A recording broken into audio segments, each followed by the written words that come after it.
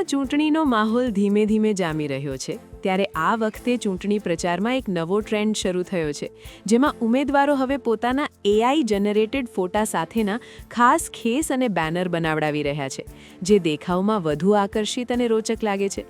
પાંડેસરામાં આવેલ Pravin overseas factory ખાતે ચૂંટણી પ્રચાર માટે કે ખેસ, ઝંડા, બેનર સહિતની સામગ્રીઓ મળી રહી છે.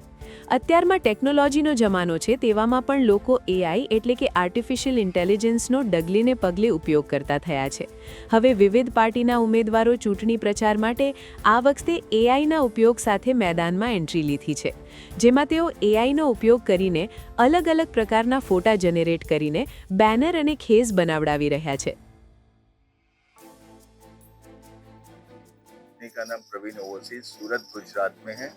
जैसे कि आपको मालूम है कि हम लोग जितने भी world cup T20 world cup होते हैं उसके जो बिगेस्ट फ्लैग बनाते हैं 35 मीटर बाई 20 मीटर के, जो इंडिया में पूरे वर्ल्ड में हम लोग बनाते हैं.